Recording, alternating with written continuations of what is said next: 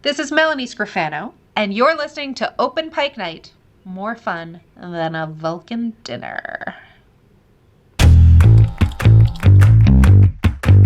Hello, and welcome to Open Pike Night, the Strange New Worlds podcast where your calls are the prime directive.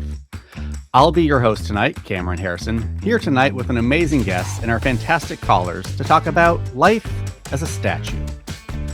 Both John and Jesse were helping settlers on a Midwest planet when their communications mysteriously cut out. I'm sure they're fine. But that leaves me to have a private conversation with our guest. She's arrested Una Chen Riley, sent Spock into a blood rage, and has questionable taste in classic films. But we love her anyway. It's Marie Batel herself, Melanie Scrofano, has joined us on the Open Pike Night stage. Hello, Melanie. Hi, Cameron. Pleasure to be here. It's a pleasure to have you. How is everything? I love that you weaved private conversation into that. Oh, of course. That was a have to. That's where we started. 100%. My kids still sing that song. Do they? Was that your... this question was later, but we'll jump into it now. Was that your first time singing on a production? No. I sang on another show 100 years ago, and that was not well received. Not me personally, but the episode. So ever since then, when somebody brings up like a musical episode, I'm like, can I bow out respectfully? But on this one, I was like, I think it'll work out just fine. Did they like come to you and ask you, or was it just like, by the way, you're singing this episode? No, if I wasn't, I would have been like, can I please sing this episode? Just because I wanted to be a part of it. It's such a cool. It's funny in real life, which is where I am right now. The musical episode idea in general isn't the most exciting thing for me. Like when I remember watching TV as a kid and I was like, ugh, I like what I like. And when it goes off, you know, those episodes where all of a sudden the laugh track was gone and like the family was in Rome and you're like, what? Give me I don't know when to laugh now. So it was kind of the same with musical stuff where I'm like, you know, Buffy was a great episode, but there's a musical episode of Buffy and I was like, listen, I love it, but where am I? What's happening? But when this one came up, it was just like, because of the genre and because we're in space and the way they weaved it into the story of like, well, this is how it is here. This is how this part of the universe works or whatever. It just made perfect sense. And then as an actor, you're like, yep, I totally get why I'm singing right now. You have a reason for it. Yeah. It's probably different on the other side of the screen too, when you get to be the one singing. Totally. Well, speaking of being on the other side of the screen, let's just kind of go back to the origin a bit. How did you originally get the acting bug? Oh my gosh. Oh, okay. We're going off pike. We're going, That's okay. Right. So, originally, you know, I grew up in a government town in Canada called Ottawa. It's our nation's capital. Oh. And it wasn't like a creative hub. Let's just say it was just a lot of people wearing Gap clothing and going to work their government jobs, kind of. And that's how it felt like to me growing up. And so I was very an expressive kid, and I wrote a lot, and I sang, and I wrote music, I wrote songs, I played piano. Like everything I did was kind of to express myself, but I didn't know there was a career in it. Oh my gosh. I would watch like daytime television if I was at home on a PD day, like, you know, when you stay home for the day. And there would be like not soap operas. What are those things? Talk shows, when they would just be like, this guy's the father. And I was like, I would take the storyline of what they were talking about and I would get so affected by it that I would like start making scenes that were I was like, I met my father. I know who my dad is. I met my father, and I was like, I would just like go off on these adventures. What age were you then? Whoa, just from the hop. I remember doing it like 9. Yeah, okay. And I didn't know there was an outlet for that called theater or I was doing it before I realized it was a thing. And then probably in high school I got discovered as a model on the street, and eventually that turned into acting, and I realized like what I had been doing in my living room like a psychopath you could actually do in a well-structured way. In front of other So, people, like a psychopath. yeah, like a psychopath. Yeah. Absolutely. Well, speaking of psychopaths, let's hear from our first caller. You're welcome, Steve. You know what you did, Steve. What's up, Open Pike Night? Sincera here, still cleansing from social media, but heard you're finally welcoming Melanie Scrofano to the stage. Melanie, how are you now? Good and you? Oh, not so bad. It was a genuine thrill to see you turn up in the pilot and eventually a mainstay through seasons 2 and 3. While I'm a big fan of Wynonna Earp, Ready or Not, and even Wolves, though I'm still convinced someone stole that script from my laptop, Letterkenny is one of those iconic shows one can quote to another person they've only just met, that when responded to in kind, can spawn a lifelong friendship. Exhibit A being the gents on OPN, or B, the day I first met my new platoon when I transferred to a new division. Oh. Quoting Letterkenny kept me from getting the new guy hazing treatment, so thank you for that.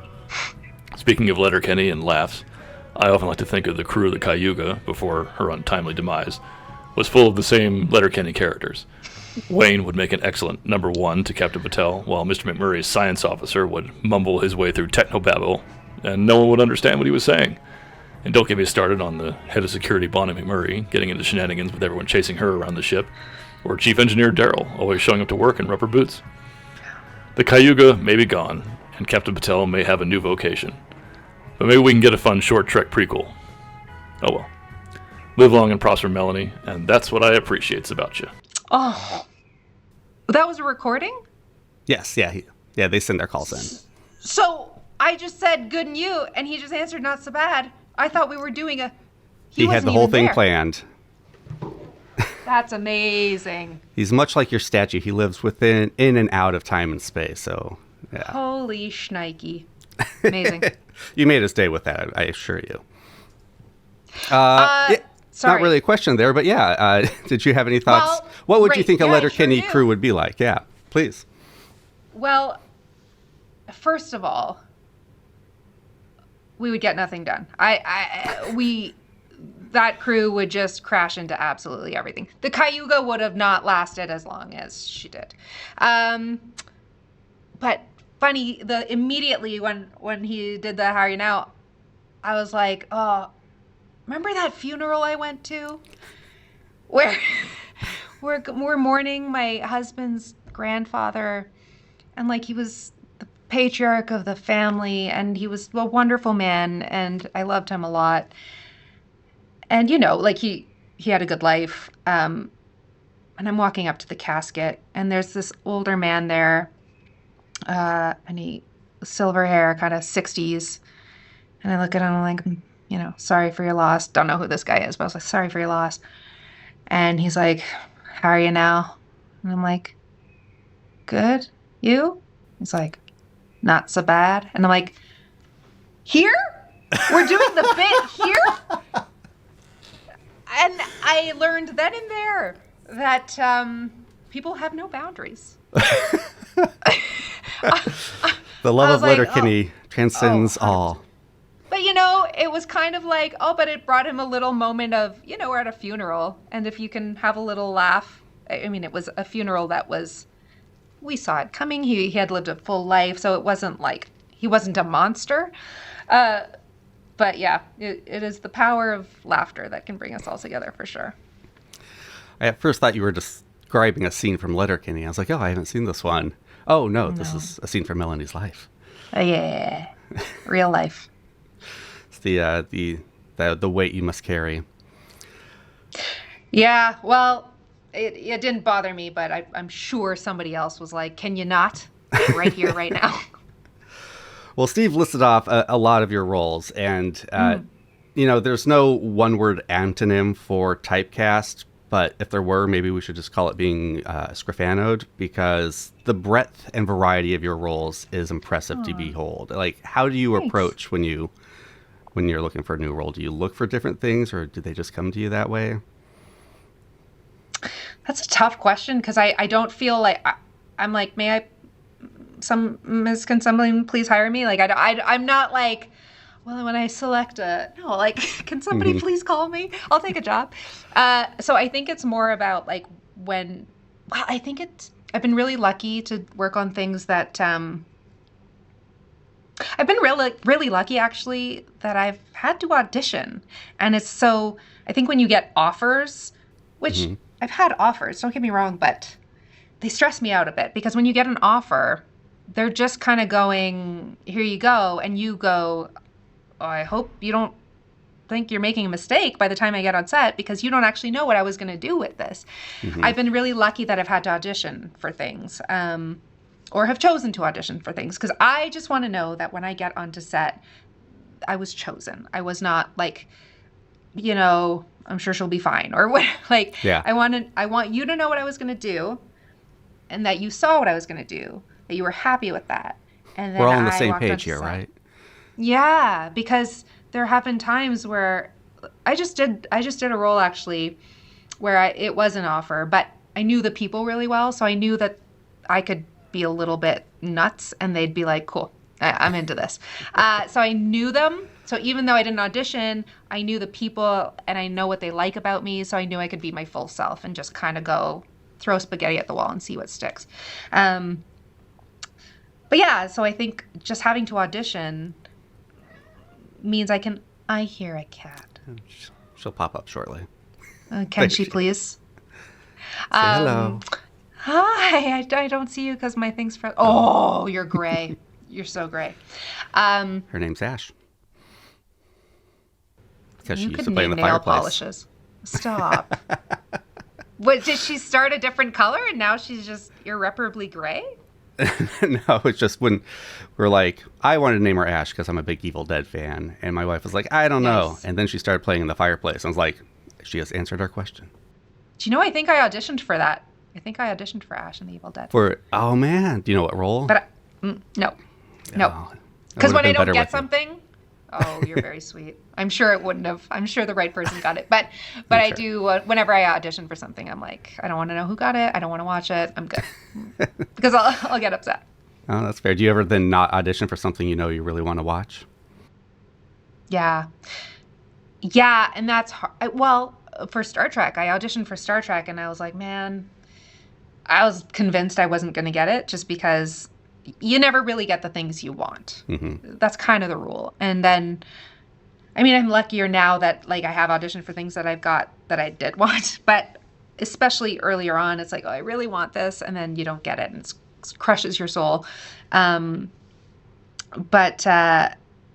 there are things that I'm like, well, Wynonna was one where I was like, I would watch this. I won't if I don't get it because I'll be so upset. But like, if I hadn't auditioned for it, I would have watched it for sure. Did you have another thought you wanted to finish before my cat so rudely interrupted us? Yeah. Oh, I will follow any squirrel. I will follow squirrels off the ledge. I am so bad. There's no way I can get back to whatever the hell I was talking about. I'm so sorry. Good to know. Good to know. I will design the rest of the interview accordingly. Great. Well, my follow-up then is, of all the genre sandboxes you've played in, do you have a favorite genre? Yeah? Because you've done it all. I don't know. Maybe it's because I'm doing a comedy right now. And maybe it's because like the world is what it is, and every time I open my phone, I'm like, oh, stop, just stop. I'm working on a comedy right now, which has forced me to I actually don't look at the news or anything right now because it upsets me. And then I show up. I looked at the news one day when I went to work, and I was not in a good mood. And I was like, oh, I'm shooting a comedy. Like, this isn't a great way to approach the work. So I haven't looked at it, and it's been really nice. And we've been laughing, and we've been laughing to the point of crying, which was a lot like being on Letterkenny and being on Ready or Not. Like, there's something about comedy that if you're not so serious about it, that it makes you anxious, which a lot of people do get anxious about comedy. There's something so nourishing about it. So I think right now I would say comedy, just because I feel like 10 years younger just from working on this. Well, one last question before we dive back into the Star Trek of it all. At the end of 4.5 Vulcans, Batel is shocked to learn that she got the promotion. Were there any roles you got that you were shocked that you got?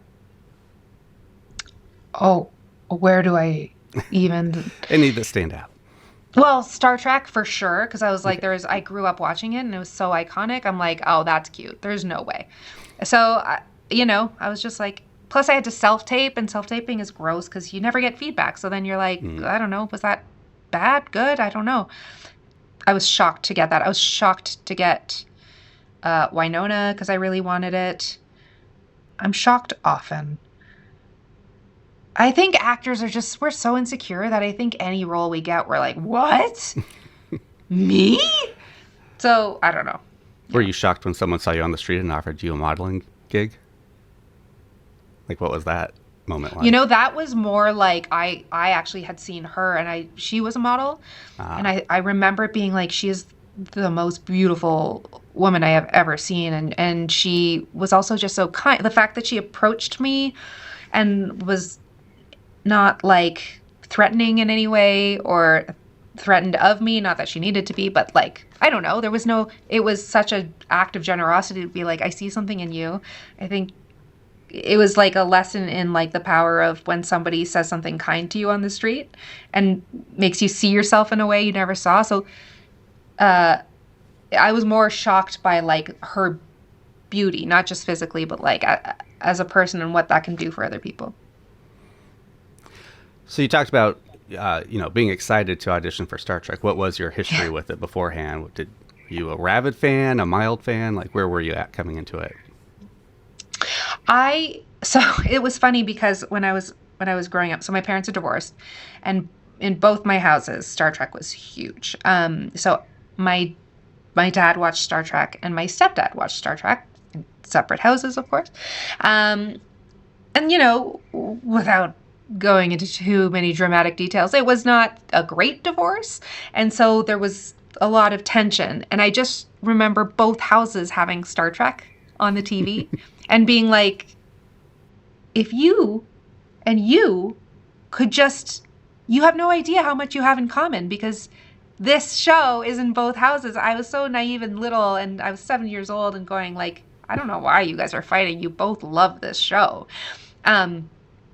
So in that sense, it had, even though I made it up, like I was like, if you guys ever talked about Star Trek, you'd be best friends. Maybe. Maybe. And so to me, as a child, it had this, even though I totally made it up and it never actually happened, there was this gap that could be bridged by this TV show. And so in that sense, it was like a hugely impactful for me. And then it was always one of those shows. I was a little kid. I wanted to watch my own show. And then my dad, who was a single parent, was like, well, we're not doing that. We're watching Star Trek. And I'd be like, boo. And then 4 minutes in, I was like riveted and I would watch the whole thing. So I was like a reluctant participant at first. Mm-hmm. And then I just got more and more engaged with it. So my stepdad can quote any episode. When I got the audition, I was like, what am I saying? And he can tell me everything, like in detail, he could quote, he knows what episode, what. And so, whereas my dad is more like me, like he gets carried away by the story and the heart of it, and he can't remember any specific details. So I'm more like my dad in that sense. I can't remember even my own episodes. I'm like, what happened? What did I say? But I remember how I felt. And that's how I consumed the show as a kid. Excellent. I don't have a clever segue for this one, so let's just jump into Abby's question. Hey, Open Pike and Melanie. It's Abby Summer from the First Flight Podcast. Well, as the guys know, I have a tradition of loving the costumes on Star Trek, and you have gotten to wear some wonderful ones, Melanie.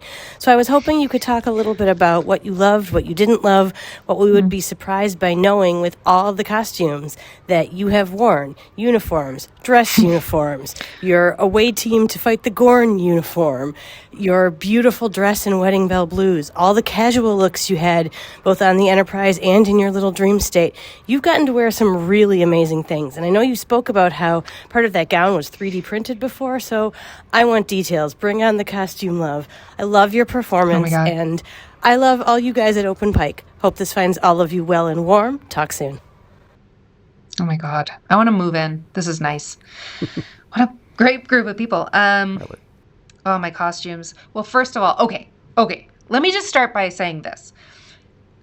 Wardrobe fittings, like think about any time you've gone shopping for jeans and you're like, whoa, I feel fat or whatever. Like you're just like, you try on a million pairs and you kind of go home and you go, ugh, why am I a bag of shite? That's what fittings feel like often. Just because, like I've had experiences with wardrobe teams where it's like you don't fit the clothes and somehow it's your fault, which is awful. Instead of them just buying a bigger size, they're like, you've gained weight or whatever. So I don't love costumes and fittings in general. But this team, led by Bernadette, was so humane, which it seems like such a simple thing. Like you'd think it would be, but it's not. She was so calm and like, how do you feel in this? And, like all my flaw, because, the uniforms are tight and like they're especially like the captain's uniform is fitted to your body and it's made to measure and people work really hard. So I was always really scared of like gaining or losing. I wasn't worried about losing weight. I was always worried about gaining weight because I was like, if I gain weight, they have to, what, do they remake this? Like, and I have to say, this maybe wasn't your question, but I think it's important to say, like, it was never even a question. Like, and if it would have stressed them out, they didn't show it. So they're just like, just show up. If it doesn't fit, we'll fix it. Like, I don't know. To me, that is like the most generous thing that could have happened. And so I love that team. But Bernadette is one of our favorite people. She's amazing. She's an incredible human. No ego. And also, like you could be number 400 on the call sheet. You could be number 1 on the call sheet. You're getting treated the same way. And that's just a wonderful feeling. But she just had so much passion for what she was doing. And you could just see, like, she was not daunted. Or if she was, she's an incredible actor. That dress, it was like a couple of departments that worked on that. And it was a real situation. Like, it defied gravity a little bit.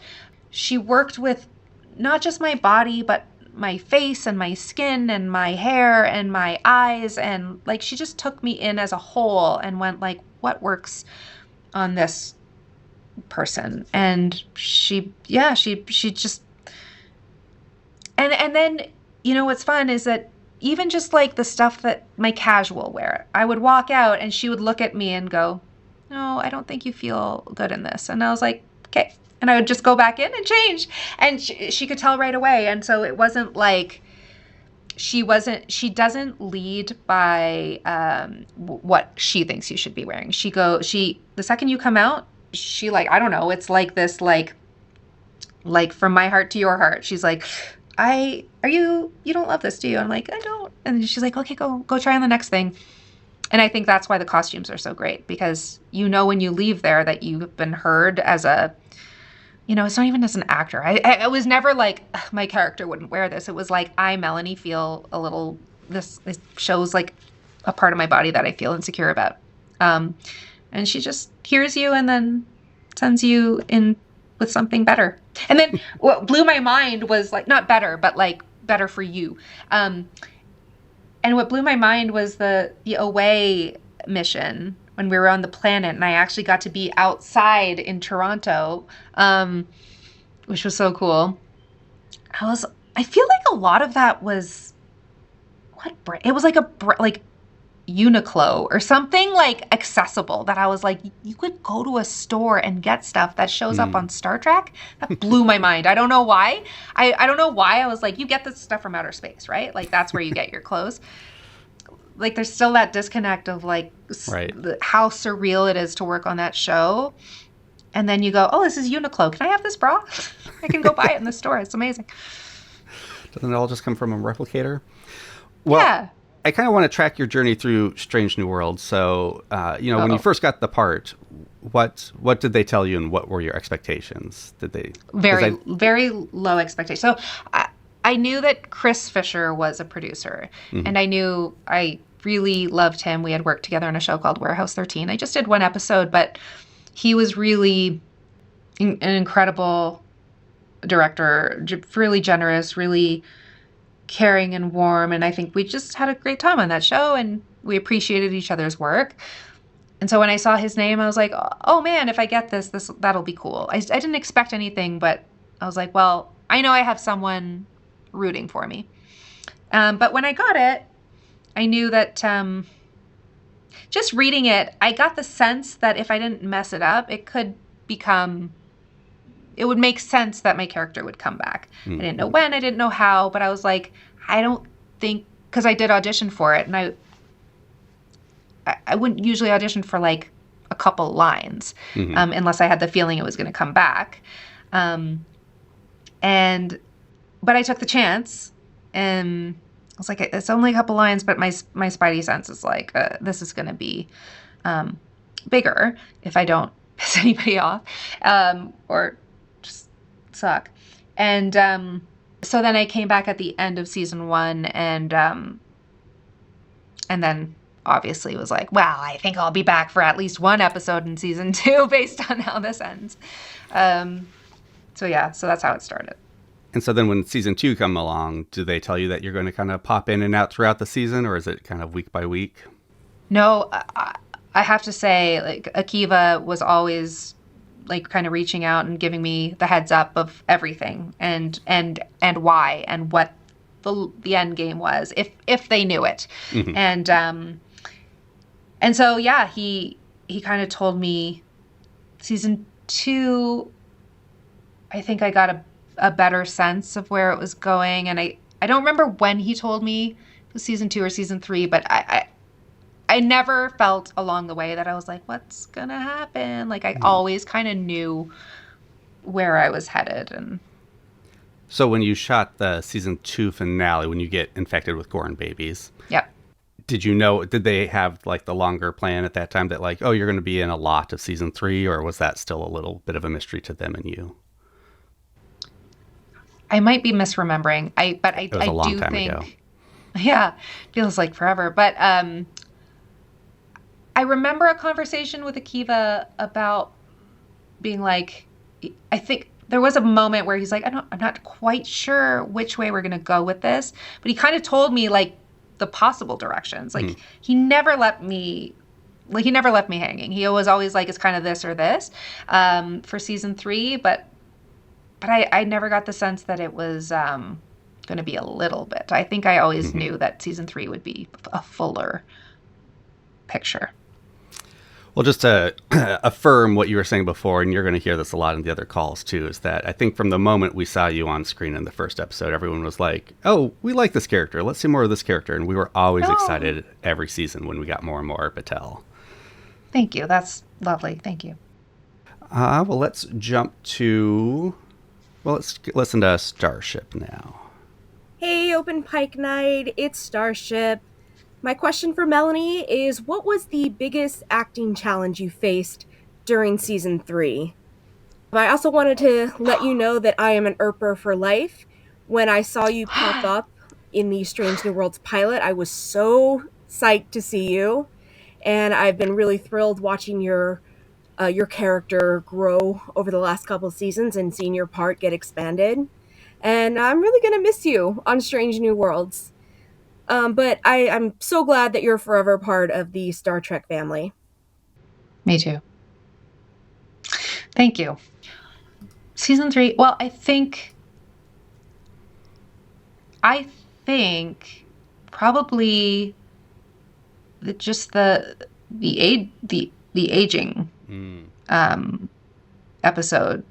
You know, Anson and I had to live a lifetime together in one episode, and you know, we hadn't even lived a lifetime together, we hadn't spent that much time together, and luckily we, up until then, most of my scenes were with him, so we did have a history and a chemistry built in, thank God. But I think it was like playing all those eras of a life that are so different, and you're in such different places each time, and kind of tracking all that and having to do it in a tight span, but wanting to honor each one, and then on top of it doing with prosthetics that were pretty involved and intense and uncomfortable, and thank God I didn't have to do it more than one episode. But I think too, like, it was really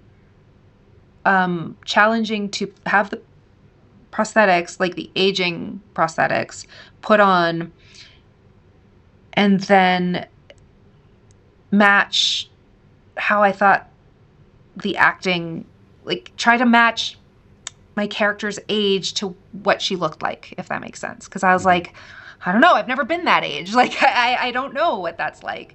And so Anson. And what does that amazing. age mean in Star Trek when people live to 130? Yeah. Exactly. And I remember watching Anson and like the way he moved, and I was like, oh, well, he's figured it out. Like, he knows how to do it for some reason. I'm having trouble. But so it just became more about like, well, I don't have time to learn all of this. All I can do is try to connect with the heart of what's going on and hope that the rest kind of falls into place. But and I think too, just as a person, having wrinkles and stuff put on you, and like really seeing yourself age that quickly is weird.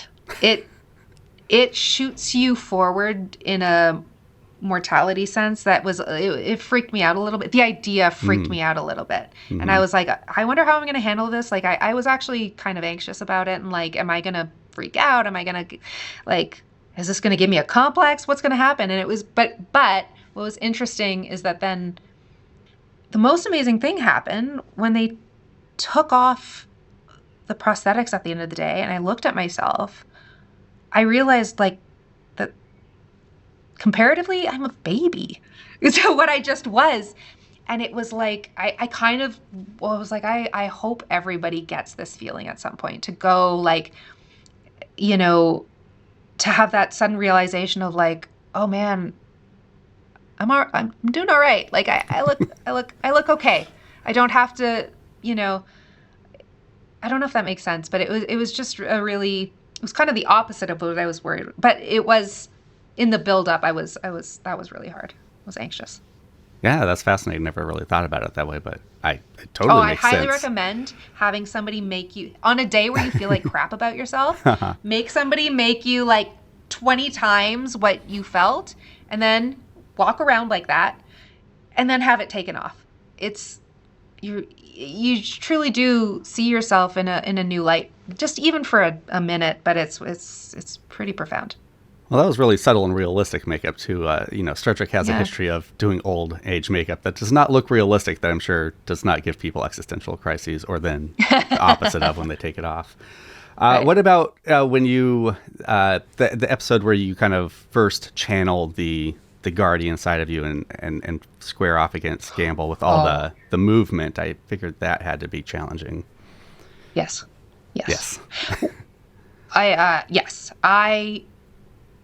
I still get tense when I think about that, because it was one of those, like, we did that on the volume, and so luckily it was the most amazing. Maya directed that, and she's I adore her. I really trust her. She makes me feel really like calm and like safe. So I don't feel like, had I done a bad job, I don't think she would have been like, Melanie, what is that? Idiot. Like, she's so steady. So I felt really good about like, well, if I'm going to look like an idiot, I'm glad it's for Maya, because she'll protect me. But it was the voice. That part, I was like, how do I say this? I don't even know I still don't even know what I did. I don't know what I did. I don't know what they did. I'm still like tense thinking about it because I'm like, anytime you have to do a voice, it was the same with the aging where I'm like, do I do the voice? Do I do an older voice? How do I do that? How do my voice sound like it's been talking for more years than it has? Like, I don't know how to do it. It was kind of the same thing. So, but then you just kind of go, well, hopefully the geniuses in post will do their magic and help me out. You got a good team around you. Well, you talked about your chemistry with Anson, so let's listen to Melanie's question. Did I call this in myself? Narcissist. Hi guys, here's Melanie. No, the other one. You know, the Anson Mount fan number 1 here. Hi Melanie, nice to have you here and have a chance to ask questions. I like Marie. I like that she was there for Chris in the very first episode and that she became a recurring character in season 3. I think her sacrifice in the end hits Chris really hard. I hope we will see him grieve.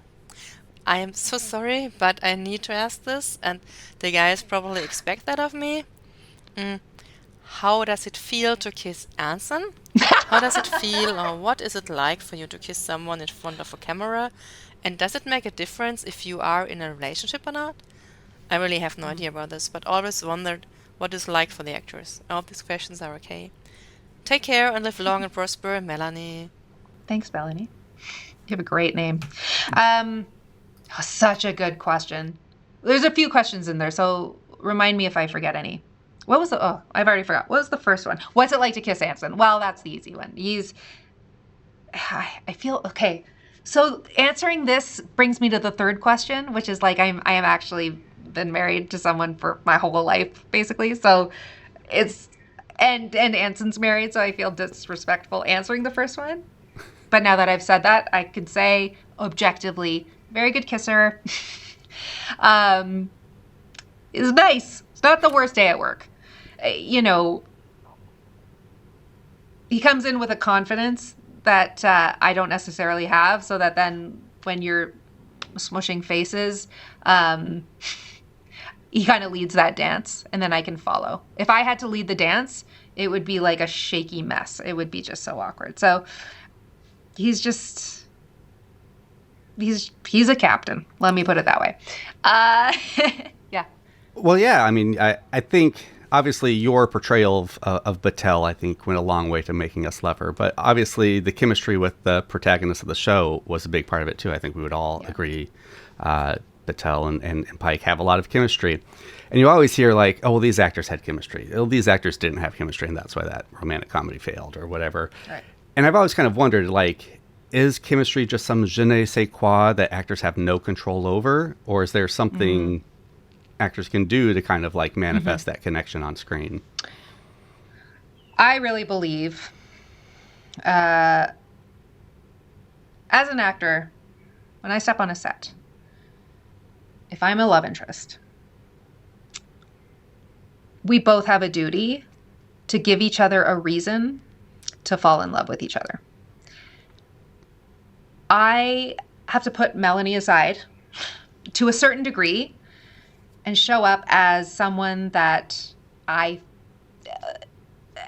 like I say this, this sounds awful because now I'm saying like, oh, just be a blank canvas.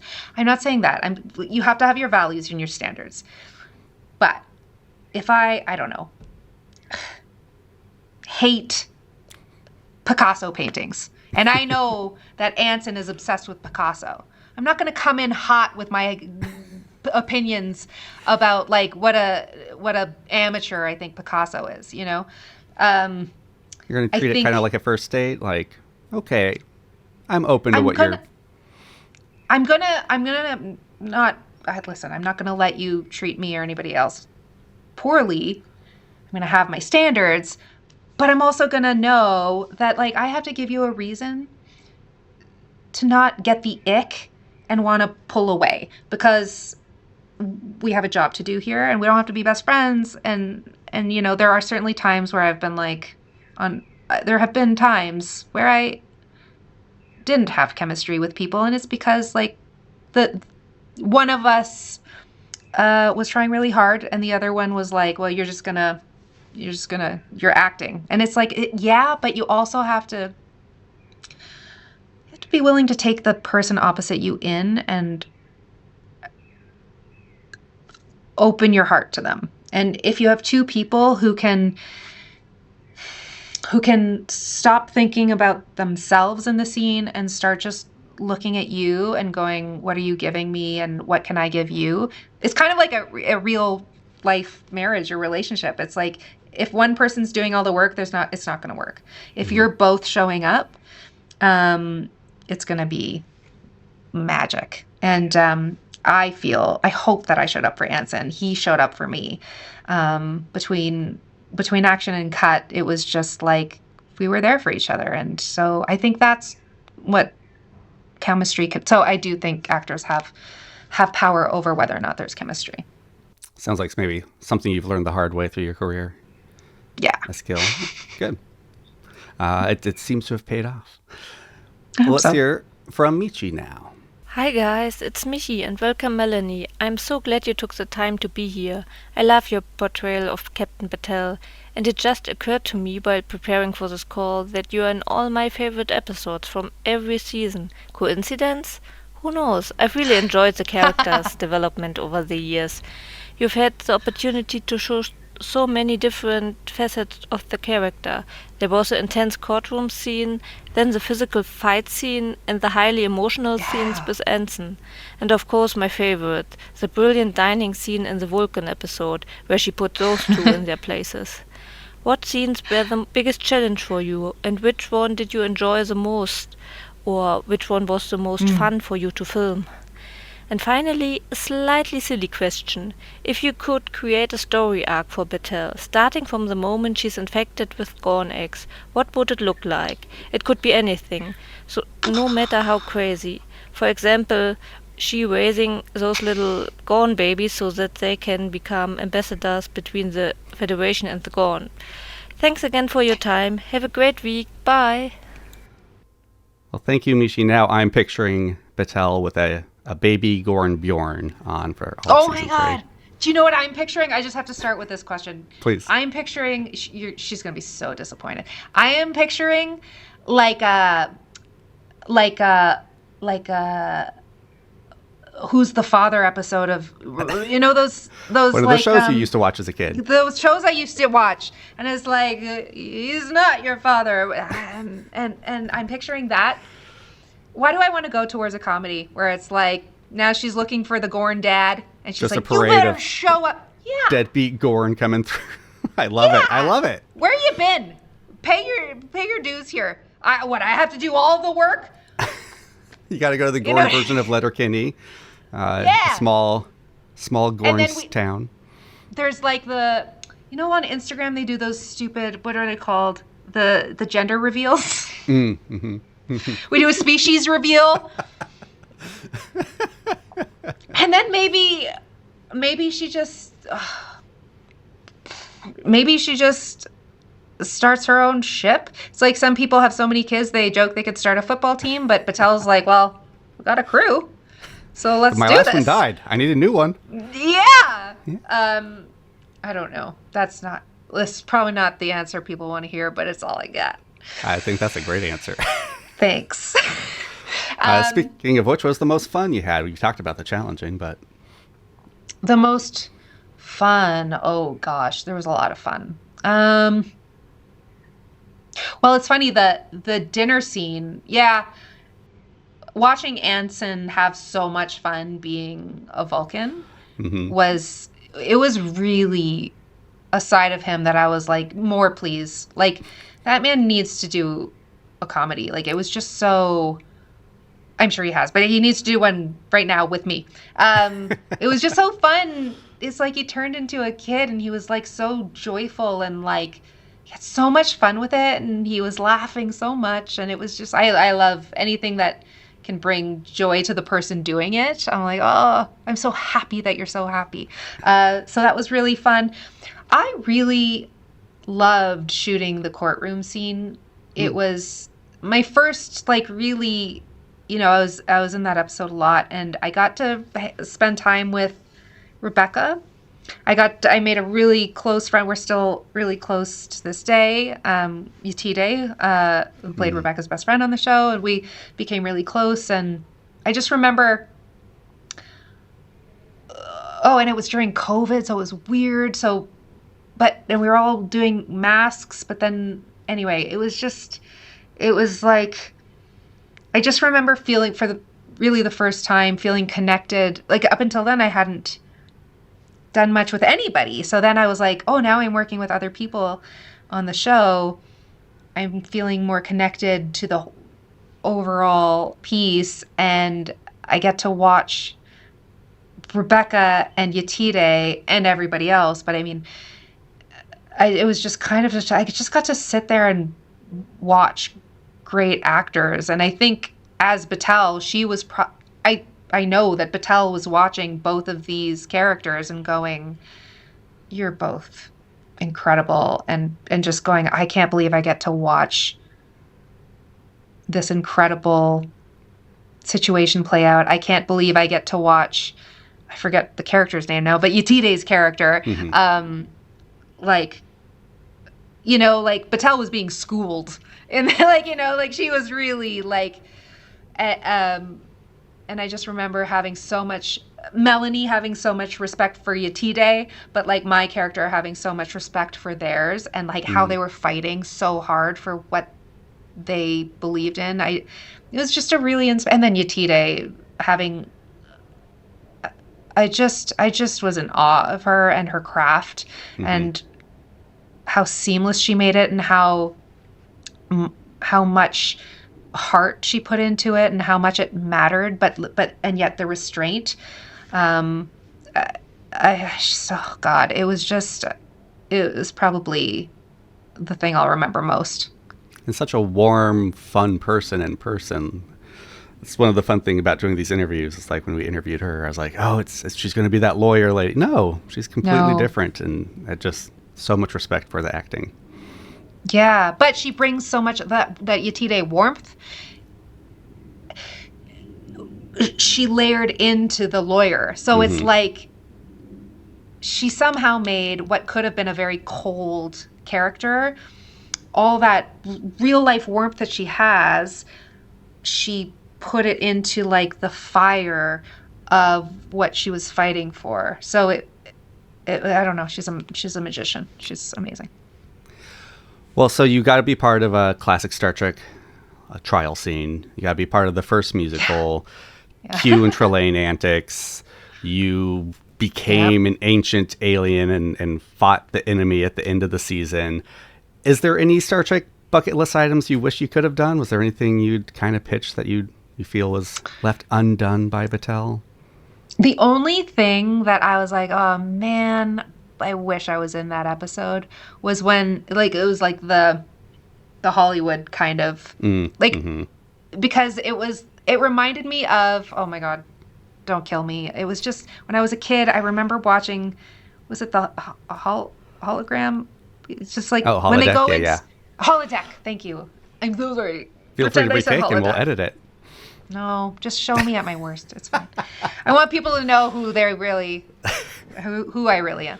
I remember seeing the holodeck and being like, that's an incredible.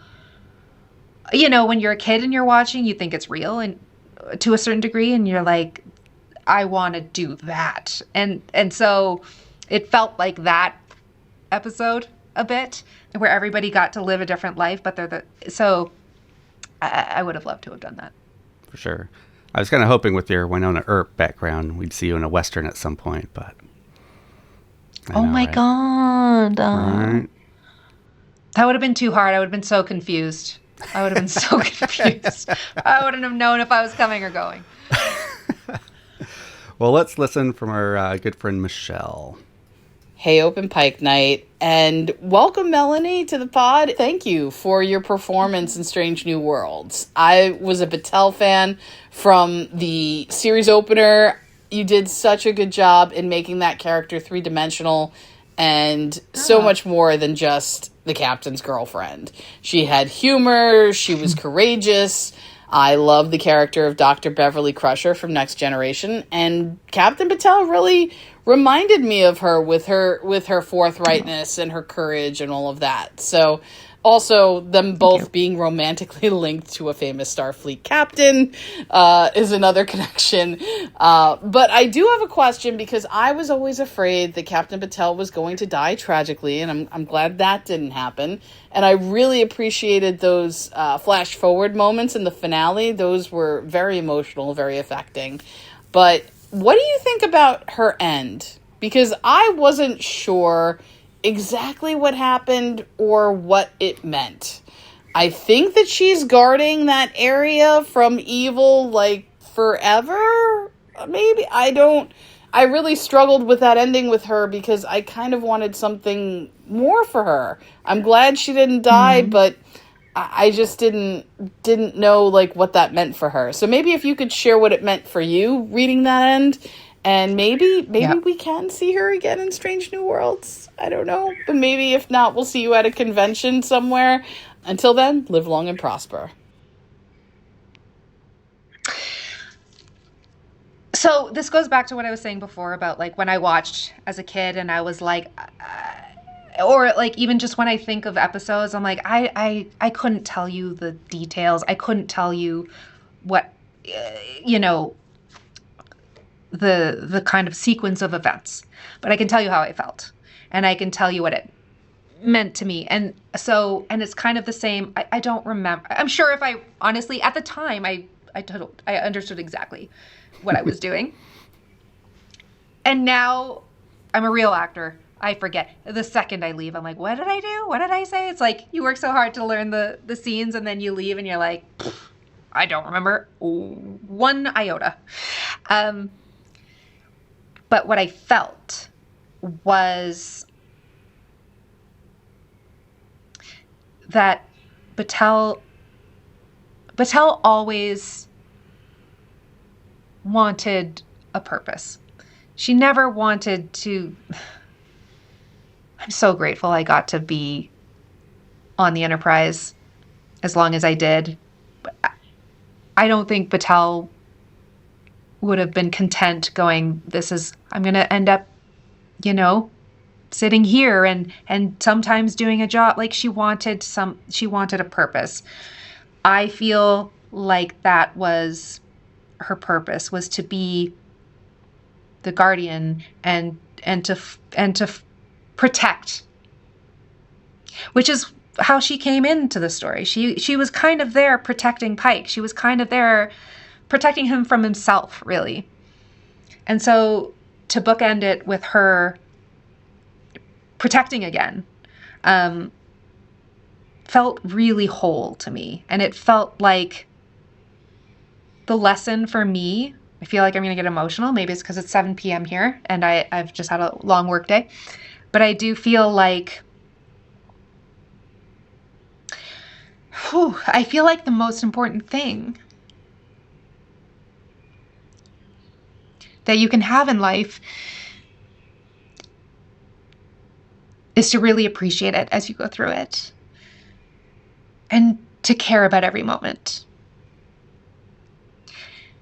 And I think she got to live the life that she wanted. She didn't live it maybe the normal way, but she got to be there and she got to see it and she got to feel it and she got it all, and she got all the memories. It's as if she lived it all. It's as if we did 100 seasons of the show and I got to go through it all in one episode. And so if the lesson is cherish every moment and don't settle, because life is short and you've got to fight for it all, I kind of, that's my takeaway. It might not make a lot of sense, but to me, like, the overall picture of it is like Batel fought for love. She got it. She fought for the people she loved. She did it. And then she was fighting for everyone else. And she got to do that too. I couldn't be happier with her story. She was never going to be just the captain's girlfriend. Although she did get to live a lifetime of that and carry those memories, like you said. Yeah, but she had a purpose rather than just like, I'm just going to sit on a ship and be like, it's okay, honey. Like and like, I'm infinitely grateful that they didn't put me in the position to be that character. I think, I mean, it's Star Trek. Like they know not to, they wouldn't have done that. But I'm, yeah. But I also appreciate that you're like, well, that wasn't good enough for me because that means you wanted more of me. I mean, it was definitely bittersweet to a lot of us for that very reason. Oh, thank you. Well, that does lead perfectly into our next question from Mags. Hi, Melanie. This is Mags. I'm so glad that you are guesting on OPN. I really, really love the character of Marie Batel, and I think you are 100% the reason why she was just amazing. And her ending was just heartbreaking and yet so brave. I can't help but wish that she and Chris could have had their happy ending, but it is what it is. I guess I just wanted to thank you for putting on such an amazing performance throughout with such powerful chemistry with Ansem. 4.5 Vulcans when you were chiding Chris and you called him ears. I haven't laughed so hard for such a long time. That was just an awesome episode, and I'm so glad that you had such a good part in it. I wanted to know if you think there's ever any chance of Marie coming back. I know the show's wrapped, but even if we just played pretend, do you think there would ever be a way that she could come back and maybe even save Chris and be with him forever? Because that would just be the best ending that I could ever think of. Thanks again for giving us such an awesome character. Bye. He gave us so much and we still want more. That's so beautiful. Yeah, I definitely think. I think if the show came back, there would definitely be a way for her to come back. I mean, she's part of the universe. If the Gorn can come back, so can the. I mean, I think it would make total sense. I do think, though, it's funny. So, I think Marie and Chris did have their lifetime together. Like, I actually think, I think they had that, and so they both. And it's like for Chris now, he has had the love of his life, and now if he gets another love, then man, the guy's so lucky. But if he doesn't, then he already had her. I actually had a friend reach out who's a huge Trekkie, and his wife passed, and they were very young. She was very young, and he texted me, and he was like, "It was so meaningful, Fudge." Just give me 1 sec, sorry. Yeah, please. It's amazing how much shows and Star Trek specifically kind of affect people's real life that way. I know, it's so much crossover. I had a friend whose wife had passed, and she was very young, and he texted me and kind of said, like, it was really such a beautiful episode. I can't remember exactly what he said, but it basically, to the point was, I just lost the love of my life, and I'm so glad I had her. It was so touching.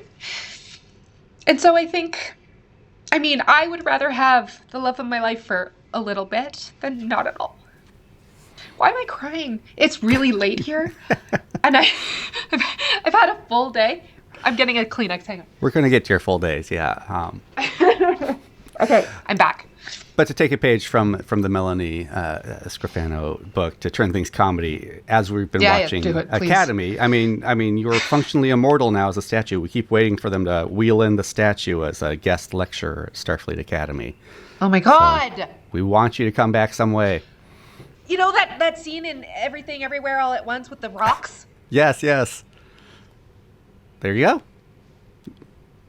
We've done it before, we can do it again. That's right. What's old is new.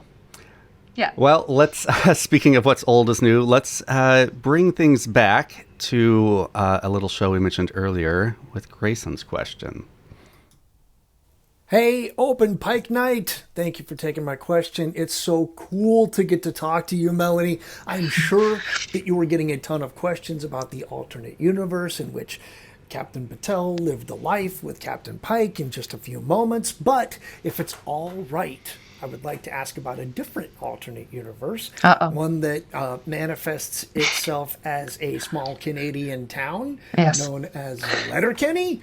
You play a very different character on that show, who is known only as Mrs. McMurray. A woman who I can only describe as sexually liberated, quite profane, unapologetically frank. I love her scenes because Mrs. McMurray is just a lot. She and her husband famously have no first names on the show. They're just McMurray and Mrs. McMurray.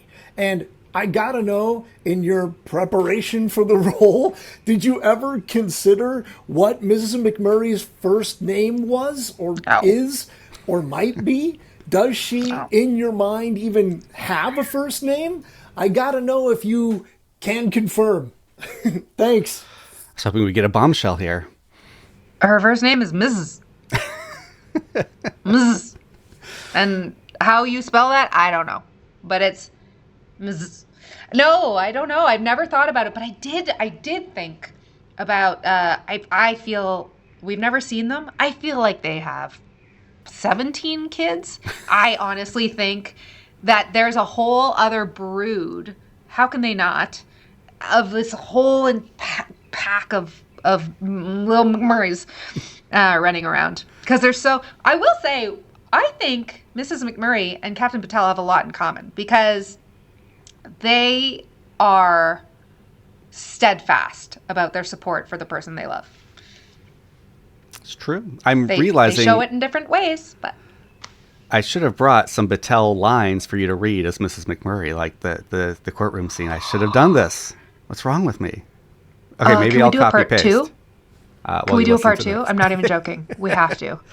I'll find them while you're listening to the next clip. Okay. But I did want to ask real quick. Do you have any headcanon for Batel? Anything you thought of that never made it to the screen?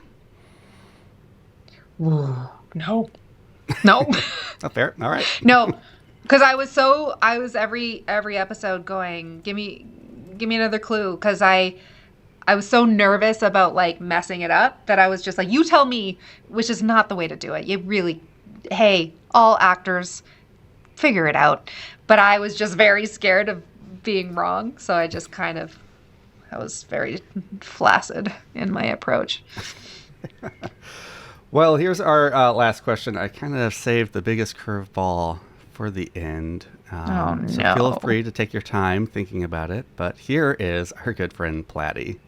Hey, Open Pike Night and Melanie, this is Palladium3 calling in, and instead of my normal hits, shits, and giggles, I want to ask Melanie to do it for me. Now, since I'm a huge Hallmark movie fan and just enjoyed her foray into Welcome to Mamas, and of course, I'm a big fan of Dan Jeanette, who's a staple there, I'd like to ask Melanie to come up with a Christmas movie plot for the two of them to shoot. Now, before we start, Melanie can be anything she wants to be in the movie. Oh, you got it. Dan's got to be a secret prince of a made-up European country. All right. Starting off with the hits. What's the meet cute of this movie? Is it a big city girl goes home to little town, or other way around? And what are you trying to save at Christmas time? Hint, half the time it's a struggling Christmas market. All right, shits. Who mistakenly tanks the budding relationship and how? And giggles. What shenanigans do your characters get up to when they're hanging out, not realizing they're falling for each other? Melanie, thanks for playing along. Love your body of work. And I look forward to seeing you in future productions. This is Palladium3 signing off. Not to put you on the spot or anything. If you think for a second I held on to any of that, you're going to have to walk me right through this. Can you see it over in this chat? Oh, a chat. Yes. Okay. Can you still see me when I do this? Yes. Yep. All right. Christmas movie plot idea. All right. It's me and Dan Jeanette. Mm-hmm. All right. Well, he's a prince, because you told me that. And he is from a European country that has, it's just, they have an overabundance of lemurs. So there's the lemur population has like erupted And so he has to go to a small town, Lemurberg. wherever that, Lemurberg, to meet with the local lemur professor at the college.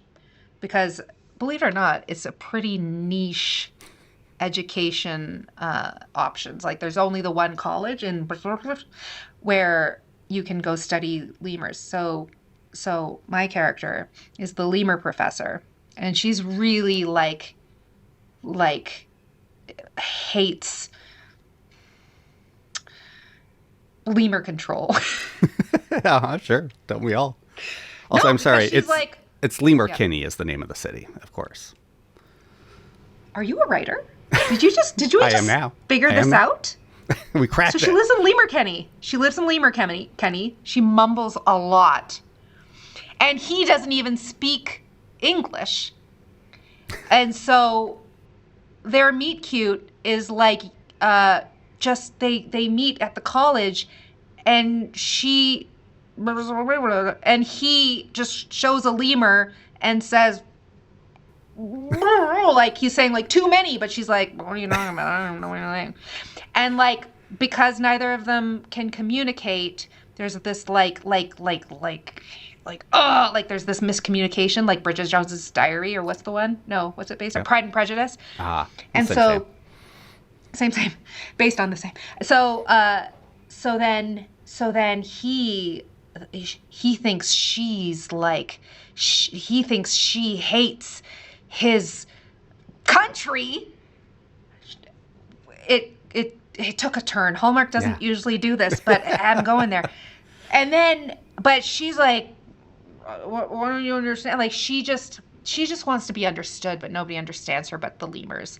And so then finally she goes, so who tanks the relationship? I'm seeing that now. Oh, well,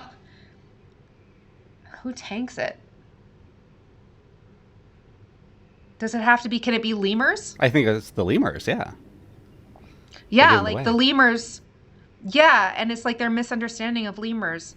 And so she's like, I can't leave Letterkenny. And he's like, I would never want you to. But he didn't say it in English. And so she never understood. So she thought he was saying, you suck at your job. And she's like, my job is all I have.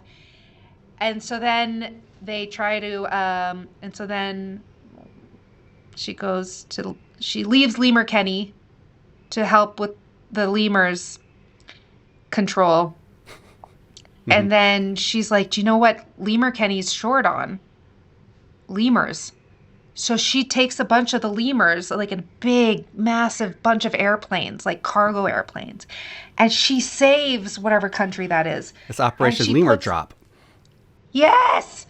And then she flies them over to Letterkenny. Oh. And she repopulates, because I forgot to tell you the key part, which is that twist. All the lemurs in Letterkenny died. Oh. They went extinct, and it was the prince's fault. Yes. And then she's like, I don't need a prince, and then they just don't get together. Okay. Yay! Wait. Well done. Well done. Hold on. Don't overthink it. Don't pull the thread.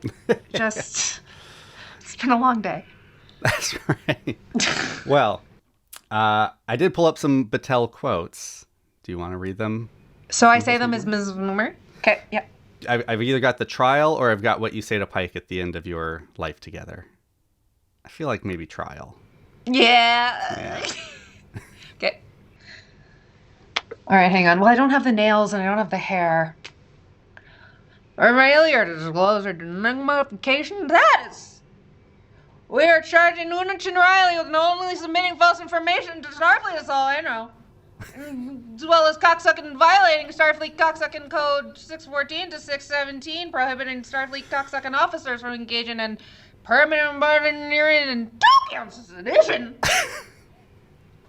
And we're seeking dishonorable discharge. Dismissal. Discharge comes from your gash. That's not what we're doing. We're seeking dishonorable dismissal and 20 years in a Federation penis colony. That's all I know. Well, I mean, we have a successful episode now. Thank you very much. You're welcome. Only one podcast is bringing that to you, folks. I'm so grateful you did that, because that was really fun. I can't believe I didn't think of it ahead of time. I'm glad inspiration struck when it did. Whew. I'm so glad. Usually I remember those things like 5 minutes after we get off. That's the worst. Just call me back if that happens. I'll come back. Oh, sure, yeah. I'll just call South Africa. Speaking of which, you've mentioned you've had a long day directing. Before I let you go, I do want to know, like, how did you get the directing bug, and what's that career turn been like for you? So I started directing on a show called Wynonna Earp. I played Wynonna, but then in season 4, I started directing that show. I had incredible support from my executive producers, who really thought, you know what, I think you could do this. And so then I started getting hired by that producer on other shows, and then that led to me getting hired by different producers on other shows. And then, full circle moment, the movie I'm shooting right now is with the same 2 executives from Wynonna. So we've come back to a totally different genre, totally different. I mean, it's a different world. But okay, it's not another Wynonna movie. You're not dropping that bomb. Not right now. Okay. No, I wouldn't do that to anybody. I would be a lot kinder about how I announce that. But yeah, so it's a comedy and it's incredible. I think, oh yeah, it's out. I can say that Jerry O'Connell is one of our leads, and so you already know that it's going to be so amazing. Much fun. Yeah. So what is it about directing that drew you that you like? I think I just love watching actors do what they do, and I love helping them figure out, and not just actors, like heads of departments and like production designers go deeper than just like, I don't know, this is the color palette, and go like, okay, so but who are the people in this color palette, and why is this the color palette? And getting kind of nerdy about all those details is really fun. Especially like on this show, we had a lot of fun going like, this is our world. What kind of quirky people live in this world, and what would it look like? And what are those details? I love discovering all that, because then it really makes the story fuller. So that then when I get on the floor with the actors, we can just really like discover things together and dig deeper, and I don't know, it's just nerdy. And when I'm acting, I love it because I get to focus on my character, and if I'm having big feelings, I don't know if you notice, I'm a sensitive soul. So I have a lot of feelings. I have somewhere to put it when I'm acting. But when I'm directing, I get to help other people channel what they have to offer. And I'm just so inspired by the different things people have to offer. And I get to watch up close, and I get to catch magic and like the moments that really work are just like, it's like a drug a bit. It's really addictive. Well, thank you so much. I mean, I know how much work that can be. So thank you for taking the time to talk to us about all that. We've been eagerly anticipating talking with you about Batel, and I think at the end of season 3 was the perfect time to break it all down. Well, it was an honor to be asked. Oh, of course. Yeah. We've, as you heard from our listeners, they've been clamoring for a while. So thank you. Thank you. Now that Letterkenny bit would probably suffice, but I hear you did come with a joke to tell, as we ask all of our guests. What is it again? Oh, nuts. Oh, nuts. I forgot about this part. Okay. All right. We can edit, right? This is the please. one thing I would say if I mess it up, maybe we should edit, because it's pretty good. It's pretty good. It's all about the timing. Okay, I know. I'm directing a comedy right now, and I'm going to ruin this joke.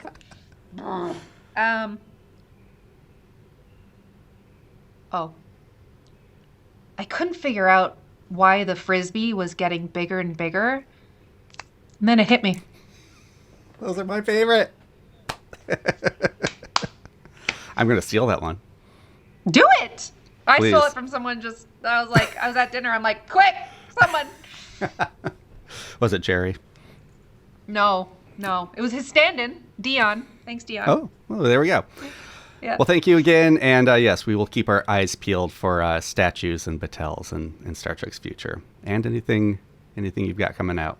Is there anything else you want to plug? Anything on the horizon people should be looking for? Just give me a job. Nope. Okay. The thing I'm working on right now, which I'm very excited about, is called Summer's Last Resort.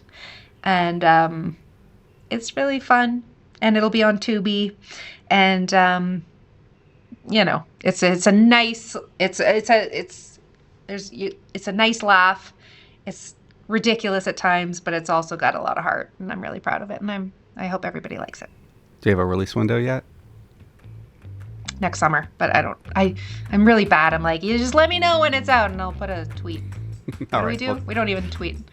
Whatever. You know what I mean. We'll keep an eye out. We'll let people know. Please. Okay. Like and subscribe, guys. Smash that subscribe button. Perfect.